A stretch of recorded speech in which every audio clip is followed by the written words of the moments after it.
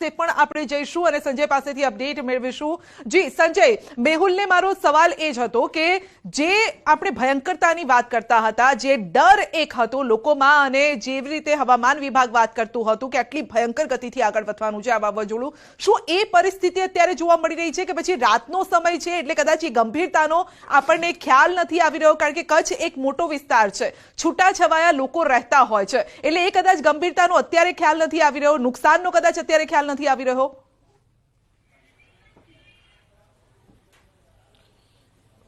બિલકુલ સંધ્યા, જે હવામાન વિભાગે જે આગાહી કરી હતી અને ખાસ કરીને જે સાયક્લોન જે દરિયાઈ કાંઠા તરફ જે આગળ વધી રહ્યું છે અને સ્વાભાવિક છે કે જ્યારે લેન્ડફોલની પ્રોસેસ થઈ સંધ્યા, ત્યારે જે ભારે પવન જે ફૂંકાતો હતો અને જે પવનની સ્પીડ હતી, પવનની ગતિ હતી અને તેને જોઈને લાગતું હતું કે હજુ જ્યારે આ કેન્દ્ર બિંદુ જે જખૌથી અને જે નલિયાથી નજીક પહોંચશે ત્યારે તેની તીવ્રતા વધી જશે। પરંતુ અત્યારની જે સ્થિતિની વાત કરું સંધ્યા, તો અત્યારે પરિસ્થિતિ શાંત છે।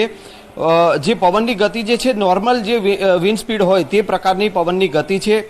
જો કે વરસાદ જે છે તે ધીમી ધારે છૂટો છવાયો વરસાદ ચોક્કસથી પડી રહ્યો છે, પરંતુ જે પ્રકારની આગાહી હતી કે હજુ પણ આગામી કલાકો જે છે ભારે છે, એ જે જે કહી શકાય કે જે વાવાઝોડું જે છે સાયક્લોન છે તેનું મુખ્ય કેન્દ્ર બિંદુ એટલે કે જે જે છે એ પોર્શન 11 વાગ્યા સુધીમાં જખૌમાં છે તે હિટ કરી જશે અને ત્યારબાદ જે છે તે નલિયા તરફ અને જે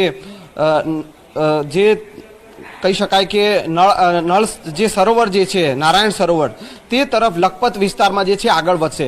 પરંતુ અત્યારની સ્થિતિની જો વાત કરીએ તો અત્યારે પરિસ્થિતિ નોર્મલ છે। તંત્રએ પણ ચોક્કસથી અત્યારે જો સ્થિતિને જોતા એક વાત ચોક્કસથી છે કે હવામાન વિભાગે હજુ પણ 2 થી 2.5 વાગ્યા સુધી જે આ લેન્ડફોલની પ્રોસેસ પૂર્ણ થવા સુધીનો સમય આપ્યો છે અને એ 2 થી 2.5 વાગ્યા સુધીની સમયની ચોક્કસથી રાહ જોવી પડે। પરંતુ અત્યારે તંત્રએ પણ ચોક્કસથી રાહતનો શ્વાસ ચોક્કસથી લીધો હશે, કારણ કે અત્યારની સ્થિતિ જે છે તે નોર્મલ છે। જે પવનની સ્પીડની વાત કરીએ તો પવનની ગતિ પણ નોર્મલ છે અને વરસાદી વાતાવરણ ચોક્કસથી છે, પરંતુ એ પણ ધીમી ધારે વરસાદ અત્યારે અહીંયા જોવા મળી રહ્યો છે। જી ધીમી ધારનો વરસાદ અત્યારે વરસી રહ્યો છે। કોઈ એવા ચિંતાજનક સમાચાર બીજે ક્યાંથી મળી રહ્યા છે આપ જે વિસ્તારમાં છો? કારણ કે છેલ્લા 4 દિવસથી આપ એ વિસ્તારમાં છો, કચ્છના અલગ અલગ વિસ્તારોમાં આપ ફર્યા પણ છો, એવી કોઈ પરિસ્થિતિ આપે જોઈ હોય અથવા તો અત્યારે એવું કોઈ અપડેટ આવી રહ્યું હોય?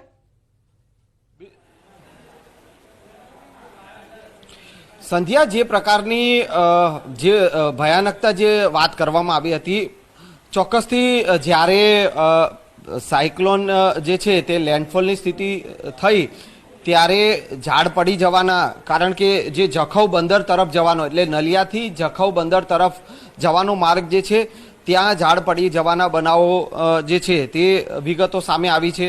એ પહેલાં પણ જ્યારે સવારથી પવનની ગતિ હતી અને તેના કારણે પણ જે કહી શકાય કે જખૌ છે, નલિયા છે, લખપત વિસ્તાર છે, તે તમામ વિસ્તારોમાંથી 44 જેટલા જે વીજ પોલ જે છે તે ધરાશાયી થવાની વિગતો સામે આવી હતી અને જ્યારે લેન્ડફોલ થયું ત્યારે પણ આ વૃક્ષો ધરાશાયી થવાની ઘટનાઓને વિગતો સામે આવી હતી। પરંતુ હાલની સ્થિતિની વાત કરીએ તો હાલની સ્થિતિ નોર્મલ છે।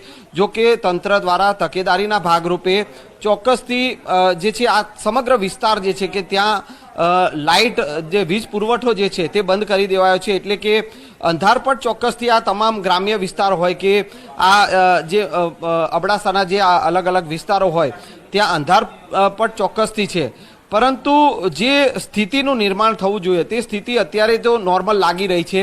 જે પવનની ગતિની વાત કરીએ તો તે પવનની ગતિ નોર્મલ છે, એટલે જે એ કહેવું મુશ્કેલ છે કે વધુ જે છે મુશ્કેલી કઈ જગ્યાએ પડી હશે। પરંતુ એ હવે જ્યારે સવારે આને જે આ લેન્ડફોલની પ્રોસેસ આખી પૂર્ણ થશે, 2 થી 2.5 વાગ્યાની વિગત આપવામાં આવી છે અને 2 થી 2.5 વાગ્યા સુધી ચોક્કસથી રાહ જોવી પડશે કે ફરી આ પવનની ગતિ વધે છે કે કેમ અને વરસાદનું જોર વધે છે કે કેમ। ત્યારબાદ સવારે વધુ આ સમગ્ર સ્થિતિ પરથી સ્પષ્ટતા થશે કે આ ક્યાં વધારે અસર કયા કયા વિસ્તારમાં અસર થઈ છે અને આ 2-3 કલાકમાં કઈ રીતે અસર પાડે છે આ વાવાઝોડું તે જોવાનું રહેશે। આ સાથે જ આપણી સાથે કચ્છ માંડવીથી આપણી સાથે